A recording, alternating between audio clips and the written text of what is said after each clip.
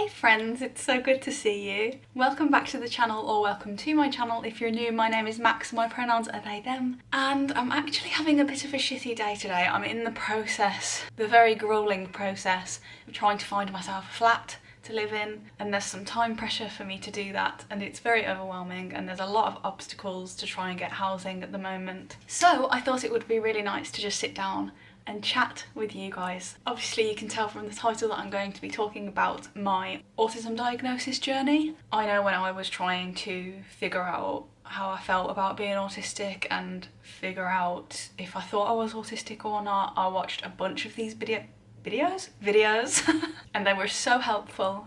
So that's what we're going to do today. Please excuse my hair.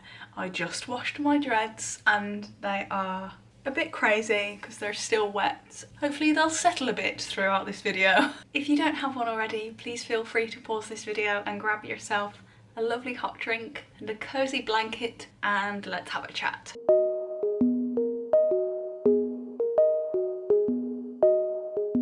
I also just want to preface this video by saying if you're self-diagnosed, that is perfectly fine. If you're self-diagnosed and you don't want to go for an official diagnosis, that is so valid. Do not feel like because other autistic people are getting official diagnoses that you need to go down that route. You really don't. Self-diagnosis is 100% valid, and diagnostic assessments and the diagnostic process is not always accessible to people. So if you feel that you're autistic, if you know in your internal being that you're autistic and so many of these traits resonate for you, and you're hearing other people talk about autistic things that they experience and they're resonating for you, don't feel that your only option is to go for a diagnostic assessment or to ask for a referral from your GP.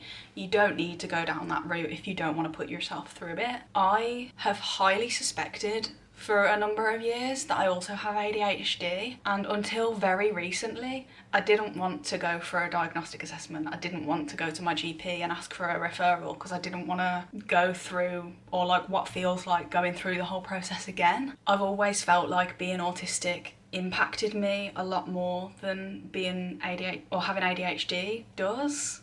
But I recently realised that actually it really affects me a lot more than I thought it did. So I have ended up asking my GP for a referral and now I'm on a waiting list. But what I'm trying to say is that you can choose. You can choose to self-identify, to self-diagnose, and that is completely valid. You don't have to get an official diagnosis to be an autistic person. You're obviously still an autistic person either way. So yeah, let's get into the video. So around about 2018, I believe, I started doing more research into autism and into autism in females. I am assigned female at birth, and at that point in time I wasn't identifying as non-binary, so I was doing so much research about autism in females and the difference between autism in the male population versus the female population. I also remembered at that point in time that while I was under the mental health team at my local hospital, which was probably about 3 years prior to that, around about 2015, 2016, I think, I don't really know, they had actually asked me, are you autistic? Has anyone ever brought up autism to you? And I was like, no, nobody's ever said anything like that to me. And I dismissed it. I also was paying privately for hypnotherapy during that time, 2015, 2016. Maybe it was later than that actually. I don't know. But the point is, the hypnotherapist also asked me about autism, and oh my gosh, she was so good. She was an absolute legend. I loved hypnotherapy. If you're autistic and you don't get along with traditional talk therapy or CBT and those types of things, please, if you have access to, try hypnotherapy, because it honestly was such a game changer for me, and I have heard that from other autistic people as well, that hypnotherapy really helped them. That was a tangent though. So the hypnotherapist also had asked me about autism and whether anybody had ever mentioned it to me and stuff like that, and it was the same kind of period of time, and I was like, nah, no one's really ever, I've never, no, very much dismissed it, didn't really think very much about it, didn't really think that it could have even been an option. So obviously, as I was doing all this research, I was resonating with so much of it. I was resonating with so much of what other people were saying about their autistic experience. I was resonating with the diagnostic criteria. And I must say, like, if you're female, assigned female at birth, socialised as a female, it's highly likely, if you're autistic, that there will be parts of the diagnostic criteria that you won't resonate with, because they created the diagnostic criteria based around the research that had been done about autism in males only. Let's just conceptualise that for a moment.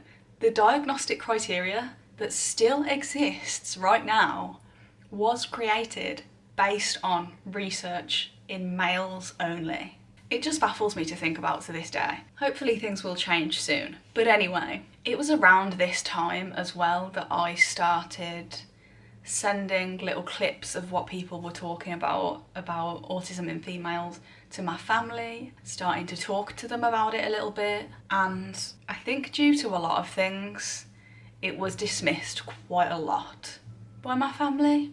I think there was some internalised ableism going on, which happens for so many people. It has happened for me. I have gone through significant realisations recently of how much internalised ableism I have been carrying and putting on myself for all these years.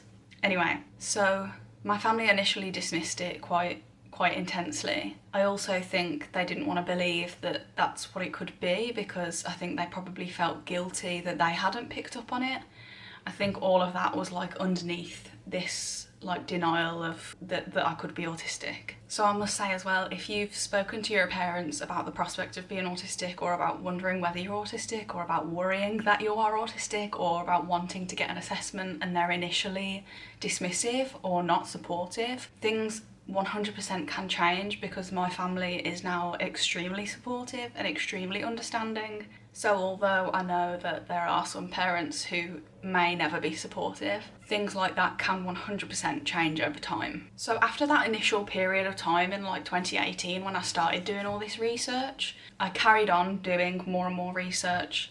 I carried on slowly talking to my parents about it bit by bit, expressing how I felt, why I resonated with certain things, what I was struggling with. Obviously not all the time, but bit by bit I would kind of drop it in just to keep that conversation going. And over time it did become more normalised as a conversation topic in our family, and it became more and more of an accepted thing that this might possibly be what's going on for me. But it wasn't until I think early 2020 that I actually went to my GP for a referral, at which point I was so certain that I was autistic. But I went to my GP with a little notebook, and I'd written down all of the reasons why I resonate with the diagnostic criteria. Obviously, a GP has to kind of verify for themselves that the referral that they're making is the right thing to do. So you do kind of have to prove to your GP that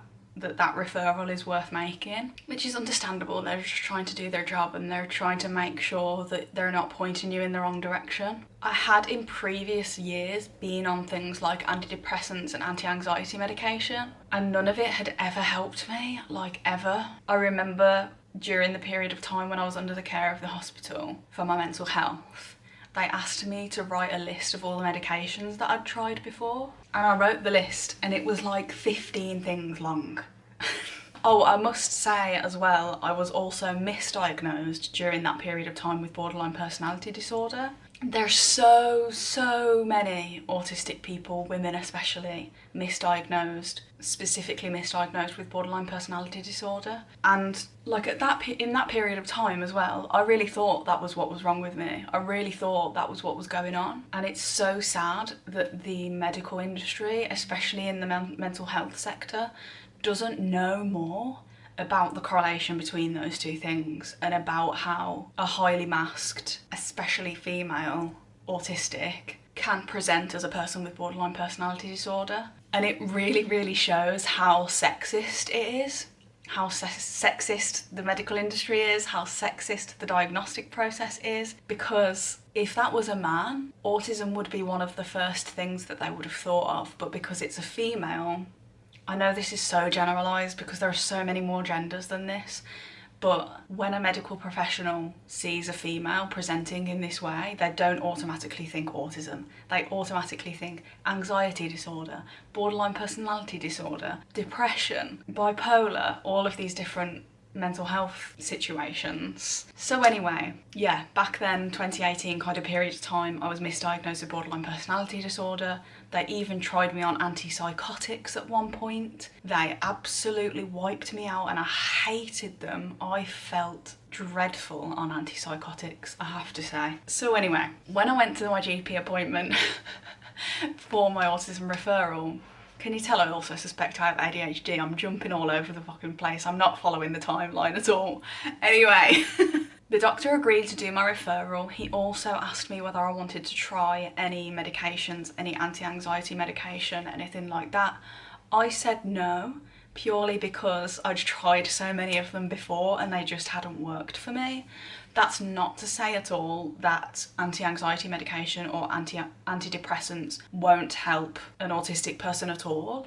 That was just my case. Some people really get along with them, and some people, because of the fact that being autistic in this world causes so much anxiety sometimes, some people really get on with anti-anxiety medication or antidepressants. But in that period of time, I just didn't want to try them again. So I said no to that option, but he did my referral and then it was just a waiting game. So that was early 2020, I think around January time. Then in July or August of 2020, I can't remember which, it was one of the two, I think it was probably July, I got a call saying that I could have my initial assessment. Now, this is like a first appointment with the organisation that are going to be doing your diagnostic assessment, just for them to make sure that they believe that you might be autistic. I'm assuming it's just so that they can sift through people who they can really say, oh, actually, I really don't think you're autistic, so I really don't think it's worth you doing the diagnostic assessment. But I got to the end of this assessment. It was just basically a 20-minute conversation where she asked me some questions and stuff, and questions that I was very familiar with at that point because it was based around all the autism research that I'd already been reading and the diagnostic criteria and stuff. And she was really nice. She was really kind, very patient with me. She said at the end, yes, I think it's likely that you're autistic and I think it is worth you going ahead onto the waiting list for an actual diagnostic assessment. Also, just to say, if you're going through these assessments and you're going to these appointments and things, try your hardest not to mask. Take fidgets into the room, take anything into the room with you that will help you stim. Because in these appointments, it's quite pressurised and it's quite overwhelming. So if you can take in a tangle, or if you can take in a fidget cube or whatever it might be that helps you specifically, take it. It's better to show outwardly how being autistic affects you on the inside. Even things like if you go into a room for an appointment and it's too bright for you, if the lights are too fluorescent, ask them to turn the lights off. Because oftentimes there will be a window and it will be light enough to have a conversation without the glaring lights on. So maybe it's worth thinking about things like that beforehand, that you might need to rely on when you go into the room. Oftentimes I find that when I go into rooms like that, it's so overwhelming that I wouldn't even think to ask them if we could turn the lights off. So if there's specific things like that that you struggle with, whether it's light or noise or other senses, have a think beforehand about what might help you when you go in. I always took fidget toys with me to all of my appointments. So after my initial assessment in July or August of 2020, it wasn't until January of 2022 that I had a call to say that I could book my face-to-face diagnostic assessment. I should say as well that my initial assessment was on a video call. I don't know if that's normal or just because it was 2020. So yeah, I had a call in January of 2022 to say that I could book my face-to-face diagnostic assessment. I did that, but I wasn't actually seen for my face-to-face assessment until September of 2022. After the call to say that I could book in, it took another 8 months for me to actually have my assessment. I think that period of time of a wait from my initial assessment in the summer of 2020 to my face-to-face assessment in the autumn of 2022 is probably quite normal, but obviously it's been a couple of years since then, so I don't know how it's changed. I would assume that the wait times are longer now because there's more people realising that they're autistic. So let's talk about my actual assessment. I was really nervous about it. I was anxious. I didn't know what to expect. I thought I would find it really stressful. I thought I would find it overwhelming, and it wasn't. For me, it wasn't that stressful, and it wasn't overwhelming. On the day, I had my sister come with me, so that was really, really good because I was getting public transport there, I think, so I had that support of bringing someone with me. She didn't come into the assessment with me or anything. She went out and like did some shopping or something in between and then met me again after. But I would definitely recommend going with someone just to have that security of knowing that the support is there if you need it. Also, when I arrived there, the people were so nice. They were very understanding, very kind, very patient, very reassuring as well actually, because I did have a little bit of a wait. I think I had like a 15-minute or so wait before I actually went in. I'm getting too hot, so I'm gonna take my jumper off. And yeah, they were really sweet to me, so that reassured me a bit. When I actually went in, I was like, oh my gosh, wow. The woman doing my assessment asked me, are you comfortable? Do we need to open a window? Would you feel better with the lights off? I was like, oh my gosh. This should be just what it's like when you enter any room. It was so good. Obviously she knows to do that because she's an assessor for autism, but it really made me feel like I could be free to make myself comfortable, which impacted me a lot at the time, feeling like that level of understanding was there of like, oh, this is what this person might need. And I'm sure like maybe it's part of the assessment or something that they're seeing whether you have certain preferences or difficulties with certain things. But it was so great that I could do it with the lights off. It made so much difference. And I was a little bit warm as well because I'd been on public transport and I'd been walking from the train station, so I did ask for the window open. And yeah, it just made it so much more of a comfortable environment for me to sit there being asked questions. She was very calm as well, which put me at ease. So yeah, we just sat there. She sat across from this quite large table from me. She asked me a bunch of different questions. I remember I had one of those pop fidget toys, like this one, but it was like a little Yoda, a little green Yoda with these pop thingies in it. I don't have that anymore actually, I don't know where that disappeared to, but I couldn't look at her very much because this is just the way that I am. But in order to focus on something, if someone's asking me things, in order to be able to receive that information and respond to it, I need to be staring blankly into space. So that's what I was doing. I was fidgeting with my thing, I was staring blankly into space. I was sitting in a way that is comfortable for me, so I had my leg up like this on the chair, resting on my knee. And I just tried to answer the questions as honestly as possible. There are obviously a bunch of questions involved in the assessment that are very stereotypical, that may not apply to you, and that are very much catered towards a very specific stereotyped autistic person, which is not at all representative of how we all are. So do bear in mind that there will be some questions that you're like, why on earth are you even asking me that?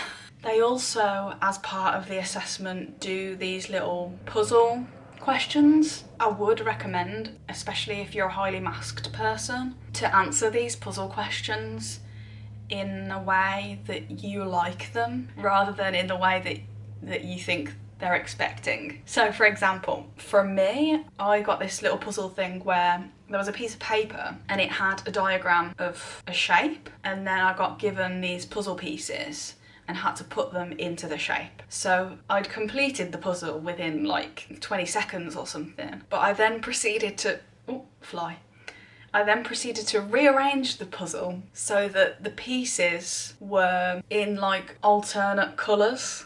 so it kind of all matched.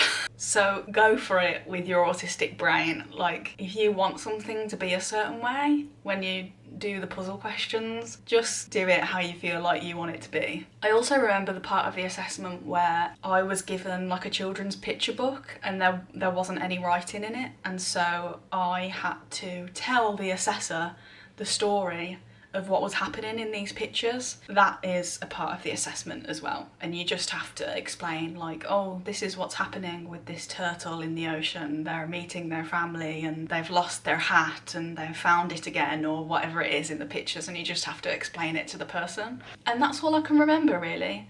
The puzzle part, the picture book part, and then a bunch of different questions. Also, as part of the assessment, not on the same day, but my mum also had an appointment with them. It was a phone call appointment. I don't know if every autistic assessment place does it this way, but they do have to speak to like a member of your family that's known you since you were young. So the way that they did it with me was that my mum had a phone call with them, and basically for like an hour and a half or something, which was even longer than my face-to-face assessment, my mum just answered questions on the phone about what I was like from baby to adult. They just went through chronologically, and the assessor asked her questions about autism specific things, about what I was like in different stages of my life. So that was the only other thing that had to happen for them to write a report. The way that they did it was the individual person who assessed me and the individual person who spoke to my mum had a meeting with all the other members of staff, and this is how this specific organisation made their decisions about people. I don't know if this is everywhere in England or everywhere in the UK, but this is how my place did it. They basically had team meetings about each individual person and discussed everything that went on in both the phone call with the family member and in the face-to-face assessment, and then wrote a report and made a decision about whether you're autistic or not, basically. So I believe that happened in September of 2022. Then in the October, I got a phone call from them. I hadn't received any paperwork, I hadn't received an email, nothing like that. I just got a phone call from them randomly. And the woman said to me on the phone something like, I can tell you that, what did she say? I'm trying to remember how she said it, because she said it in a really specific way. She said something like, I can tell you that you do have autism spectrum condition, or that we have diagnosed you with autism spectrum condition, and I'm like doing a phone, and you will receive a report via email. So that was October of 2022. Months went by, I had received no email. So I was trying to contact them over and over again. I sent them emails, I rang their office, and it wasn't until I'd badgered them until about the January of 2023 that I got the information that they were having a backlog because of their limited staff numbers. So they weren't able to do my report as quickly as they usually would. So about another month after that, I still hadn't received anything. So I emailed them again, or maybe I rang them again. I know I rang them a few times. And then the report came. So I think that was February of 2023. And what's in the report is basically just explaining all the different things that I said and all the different things that my mum said and why that makes me autistic. So yeah, officially diagnosed autistic person. It was very weird to receive that phone call to say, we are diagnosing you with autism spectrum condition. It was a very out of body strange experience, because obviously I'd known for about 4 years by that point that I thought I was autistic, or that I believed I was autistic. And to receive the confirmation of that was actually such a relief. I think I cried, but it was like not news to me. So the whole thing was a very interesting experience. Obviously, in an ideal world, going through the process of trying to get a diagnosis like this shouldn't be the way that it is, but unfortunately it is this way. So there's very long waits involved, and there are stereotypes, and there's misinformation, and all of these different types of things that we have to deal with, unfortunately. But I am here to tell you that it doesn't always have to be a stressful thing. If you're prepared to wait and you're open to it being easier than you think it might be, then it 100% can be. As much as it was a bit of a roller coaster emotionally to have this realization about myself in the first place, and to be thinking about myself and my childhood and wondering about if things would have been different if I'd have known sooner. And you do go through a bit of a roller coaster of emotions with this realization, or this like transition of seeing yourself in a different way and uncovering internalized ableism and thinking about your life differently and all of these things. But it can also be a joyful thing. It can also be a very relieving thing, and it can also really serve you in your life moving forward. And just to reiterate, like, the actual appointments and the actual assessments for me were not stressful at all. It was actually quite pleasant in my face-to-face assessment to be able to talk to someone about being autistic, like to actually be able to talk to someone about the things that I do that I don't really talk that much to other people about because other people don't do them, or like to be able to actually talk about the things in my day-to-day that I might find difficult, or to actually talk about my sensory needs. Like, it was actually quite nice to be able to talk about this type of stuff with someone who obviously understands it. So it's kind of an opportunity in that way to feel understood. But it can be stressful, I don't want to dismiss that, and it can be stressful to have to wait a long time if you're on a waiting list. My honestly best tactic was just to try not to think about it, was just to distract myself from it, to try and not dwell on it. It's hard as well being an autistic person when you don't know when you're going to be seen, because the unknown as an autistic person is so uncomfortable. You just want to know when things are going to happen. You just want to know what the plan is. So that is hard, but it will happen, and you will get through it, and you will get seen, and you will hopefully be treated with kindness and understanding and patience. If you have any questions about this whole process, please feel free to leave them in a comment down below. Thank you so much for watching this video and for being here with me today. Please subscribe if you haven't already, especially if you're enjoying my videos, and I will see you in the next one. Bye!